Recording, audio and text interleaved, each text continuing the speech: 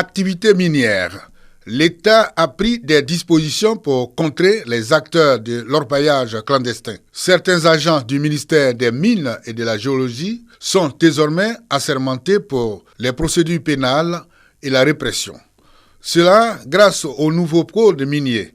Après leur prestation de serment devant les tribunaux en octobre dernier, les agents assermentés en service dans les directions régionales et départementales du ministère des Mines viennent de bénéficier d'une formation sur la fonction d'officier de police judiciaire, OPJ, pour la recherche et la constatation des infractions au code minier. Ces travaux de formation pour les outiller en matière de procédure pénale. Le ministre des Mines et de la Géologie a présidé l'ouverture des travaux. Notre objectif, les rendre capables de prendre par eux-mêmes leur place dans la lutte engagée par le gouvernement ivoirien pour l'éradication de l'orpaillage clandestin et la répression de l'ensemble des infractions au code minier. Les statuts et missions des OPJ, les techniques de rédaction des procès-verbaux d'enquête sont les modules enseignés aux participants. Les enquêtes, c'est quoi? C'est les auditions des personnes qui sont soupçonnées d'avoir commis une infraction. C'est des perquisitions qu'on peut faire dans les endroits où on pense qu'il y a les objets des infractions. C'est des mesures de garde à vue qui peuvent être prises à l'encontre des personnes qu'on soupçonne d'avoir commis des infractions. Enfin, la rédaction des procès-verbaux qui constatent toutes ces infractions pour les transmettre à la justice, notamment au procureur de la République, afin que lui, il donne des suites judiciaires. En Côte d'Ivoire, on dénombre environ 241 sites clandestins pour une population d'orpailleurs évaluée à plus de 23 000.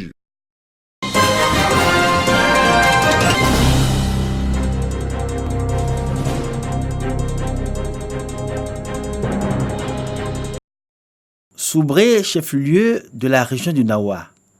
L'ANADER a primé 11 agents dans le cadre d'une cérémonie d'excellence récompensant les plus méritants de tous les travailleurs de cette agence de développement du monde rural. Les 11 lauréats sont issus de 8 zones ANADER réparties sur 5 chefs-lieux de région. Chaque meilleur agent a reçu un diplôme et un trophée et le prix d'excellence du meilleur des meilleurs est revenu à Abidjan, le siège de cette structure. San Pedro a été primé meilleure zone ANADER. Le travail paye. Le plus difficile n'est pas d'être premier, mais de conserver la place de premier. La célébration de l'excellence des agents ANADER à Soubré est à sa 4e édition et a mis en compétition 337 agents, dont 47 femmes.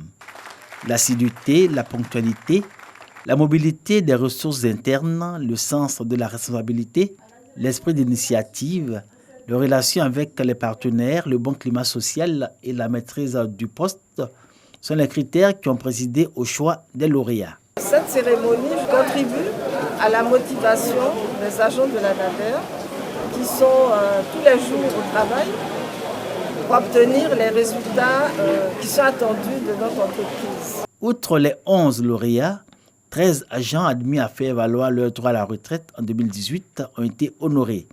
Tous ont reçu les félicitations du secrétaire général 2 de la préfecture de Soubré. Ces distinctions illustrent la volonté de l'ANADER de créer une saine émulation entre ses agents afin d'offrir aux populations un travail de qualité.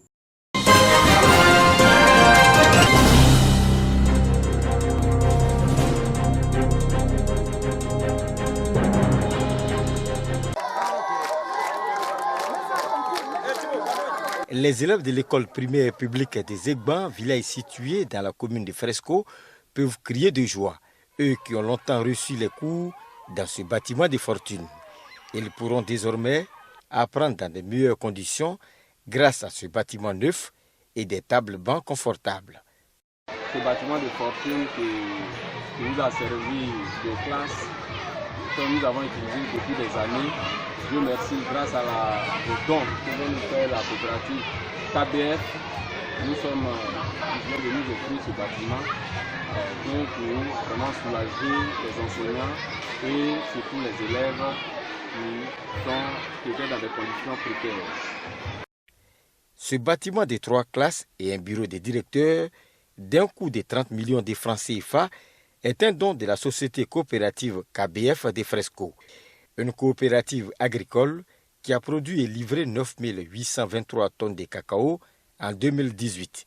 Elle compte améliorer les conditions de vie de ses 1775 membres à travers l'équipement des villages en pompe hydraulique à motricité humaine.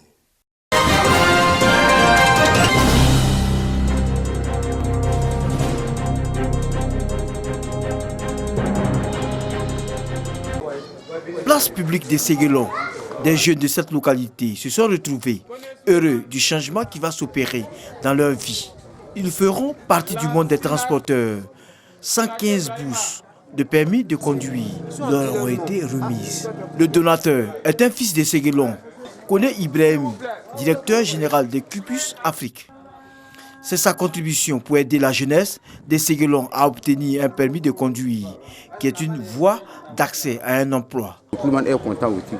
Parmi nous, il y a plein qui n'ont pas de parents aujourd'hui. Il y a plein de faire déplacer les inspecteurs et les jeunes pour venir encadrer chez nous. Vraiment, ça a été une fierté pour nous. Le coût du permis de conduire, fixé à 100 000 francs CFA, n'était pas à la portée des jeunes de Séguélon. La prise en charge leur permet aujourd'hui d'intégrer une auto-école. Les jeunes de Séguélon ont la chance d'obtenir leur permis de conduire sur place car la localité est dotée d'une équipe mobile déployée par le ministère des Transports. Fini le temps où ils devaient se rendre à Odiéné pour prendre les cours liés à la conduite et au code de la route. On a commencé la formation ici sur place à Séguélon et aujourd'hui on est venu pour l'évaluation au code. On est venu avec l'inspecteur jusqu'à Séguélon pour évaluer les différents candidats. C'est une innovation puisque les gens se déplaçaient vers Odiéné pour faire leurs visites et les examens. Mais aujourd'hui, nous sommes à Séguélon. Avec la bourse obtenue, les jeunes de Séguélon ont entre 1 et 2 mois pour avoir un permis de conduire. C'est le diplôme qui va leur ouvrir les portes du monde du travail.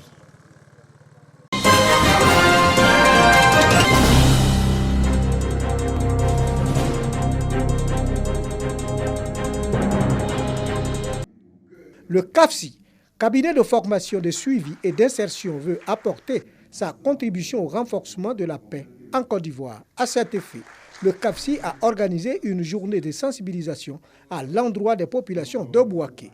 Au programme, un atelier de réflexion ayant pour thème cohésion sociale en Côte d'Ivoire, quelle contribution des populations. À cette cohésion qui est plus ou moins à mal, puisque nous sommes tous ici dans ce pays en Côte d'Ivoire et nous savons que nos comportements, nos attitudes, nos propos, etc., dans nos différentes communautés ne sont pas du tout de nature à rassurer. Au terme de cette séance de travail, les participants ont proposé des solutions pour éviter les conflits communautaires. S'il y avait plus d'avantages, plus de structures qui faisaient ça, pour moi, la jeunesse et la Côte d'Ivoire, ils arriveront à comprendre que ce n'est pas par la violence qu'il faut tout régler.